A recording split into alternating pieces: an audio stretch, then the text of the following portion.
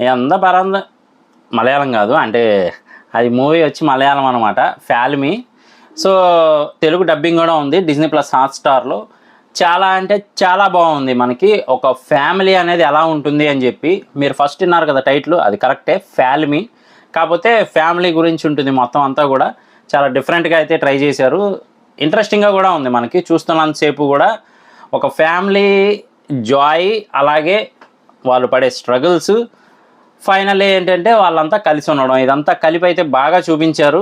Mainly ఏంటంటే ఒక అబ్బాయి స్టోరీయే హైలైట్గా ఉంటుందన్నమాట.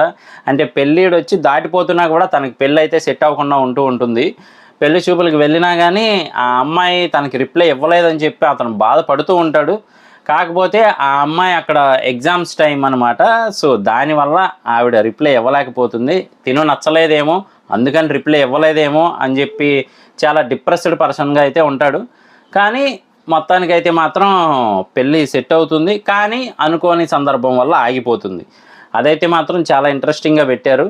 మనకి వెబ్ సిరీస్ లాగే ప్లాన్ చేశారు కానీ ఇది మూవీ వెబ్ సిరీస్ టైప్లో ప్లాన్ చేశారు. చాలా బాగుంది కూడా మూవీ మాత్రం. అలాగే ఇంట్లో ఒక తండ్రి ఏ పని చేయకుండా ఇంట్లోనే ఉండి రోజు తాగడం, అలాగే న్యూస్ పేపర్ చదువుకోవడం, తిరగడం, దీని వరకు చేస్తున్నట్టయితే మనకు చూపిస్తారు. కానీ అతను పడే బాధ ఏంటి అనేది మాత్రం మనకి క్లైమాక్స్ ముందైతే రివీల్ చేస్తారు. చాలా అంటే చాలా బాగుంటుంది.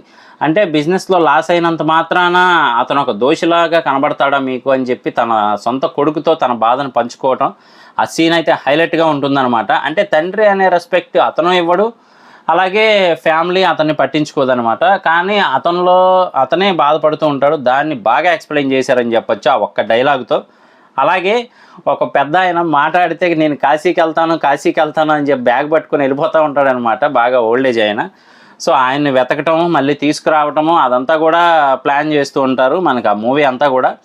అలాగే ఇంటి బాధ్యత అంతా కూడా ఒక లేడీ తీసుకొని ఎంత స్ట్రగుల్ అవుతుంది అనేది బాగా చూపించారు. అంటే భర్త బిజినెస్ పెట్టి లాస్ అయ్యారు, మరి ఏం చేయాలి, ఇంటిని పోషించాలంటే అనే టైంలో ఆవిడ బయటకు వచ్చి పనిచేస్తూ పోషిస్తూ పిల్లల్ని చూసుకోవడము. అలాగే ఇతను ఎవరైతే పెళ్లి క్యాన్సిల్ అయిందో అతను ఒక డబ్బింగ్ ఆర్టిస్ట్ అనమాట, గొంతు చింపుకొని అరుస్తూ ఉంటాడు. అది చాలా వెరైటీగా ఉంటుంది మనకు చూస్తున్నప్పుడు కూడా. ప్రతి ఇంట్లో కూడా ఒక చిన్న కొడుకు అయితే ఉంటాడు కదా, అంటే మ్యాక్సిమం అందరి ఫ్యామిలీకి కనెక్ట్ అయ్యేలాగైతే ప్లాన్ చేశారు మూవీ. ఆ చిన్న కొడుకు ఏంటి అంటే కనుక పెద్దవాళ్ళ దగ్గర, తన బ్రదర్స్ దగ్గర, అందరి దగ్గర ఎంతో కొంత పాకెట్ మనీ లాక్కొని సేవ్ చేసుకొని దాంతో జల్సా చేస్తూ ఉంటాడు కదా. సో ఆ టైప్లో అయితే కనుక చిన్న కొడుకుని ప్లాన్ చేశారు. అలాగే ఇంకా మొత్తానికైతే మాత్రం పెళ్ళి చివరిదాకా వెళ్ళి ఆ అమ్మాయికి ఇష్టం లేకపోయినా నేను లవ్ చేస్తున్నాను అని చెప్పి 5 నెలలు తిరిగి కరెక్ట్గా పెళ్లి టయానికి చెడగొడదామని చెప్పి ఒక బోండంగాడైతే ట్రై చేస్తాడు. అంటే కామెడీగా చెప్తున్నాను, ఒక వ్యక్తి అయితే ట్రై చేస్తాడు. సో మొత్తానికైతే తను అనుకున్నట్టుగానే ఎంగేజ్మెంట్ టయానికి చెడగొడతాడు. కానీ ఆ అమ్మాయి వచ్చి చెప్పే డైలాగ్స్ ఏవైతే ఉన్నాయో చాలా బాగున్నాయి అన్నమాట. వాడెవడో నన్ను లవ్ చేస్తున్నాడు అంటే నువ్వెలా నమ్మావు, వాడిని అసలు నేను పట్టించుకోను, కుక్కలా నా చుట్టూ తిరిగాడు, నువ్వైనా అర్థం చేసుకోవాలి కదా అని చెప్పి ఆవిడ చెప్పే డైలాగ్స్ కానీ, లేదు అంటే ఏదైనా ప్రాబ్లం ఉంటే మనం మాట్లాడుకోవాలి, అసలు వాడి గురించి నేను పట్టించుకున్నదే లేదు అని చెప్పి ఆవిడ చెప్పే విధానం కానీ చాలా బాగుంది. అలాగే కామెడీ కూడా నెక్స్ట్ లెవెల్లో ఉంటుంది. మన క్లైమాక్స్లో నిజంగా ఒక మనిషి చచ్చిపోయాడు అంటే వాళ్ళ తాత చచ్చిపోయాడు అనుకొని అతను గుండు గీయించేసుకోవటము, వాళ్ళ నాన్నగారి కోసం ఎవరైతే రోజు మందు తాగుతూ ఉంటాడో అతను కూడా మందు ఆపేసి గుండు గీయించుకొని ఆ నదిలో మునిగి చేయటము, కాశీ దాకా వెళ్ళి, నిజంగా చాలా కామెడీగా అయితే ఉంటుంది.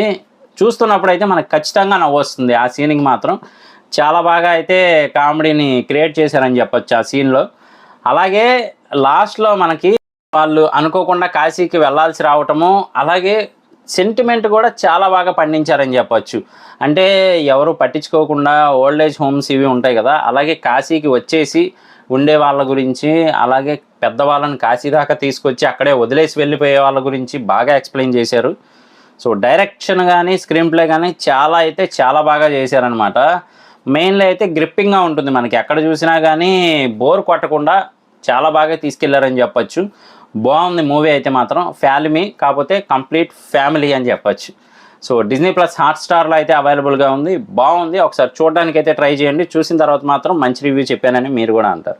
సో ఇలాంటి మరిన్ని ఇంట్రెస్టింగ్ వీడియోస్ కోసం, రివ్యూస్ కోసం మన ఛానల్ వెంటనే సబ్స్క్రైబ్ చేసుకోండి. నేను మీ ప్రసాద్, మళ్ళీ నెక్స్ట్ వీడియోలో కలుస్తాను. Love you all.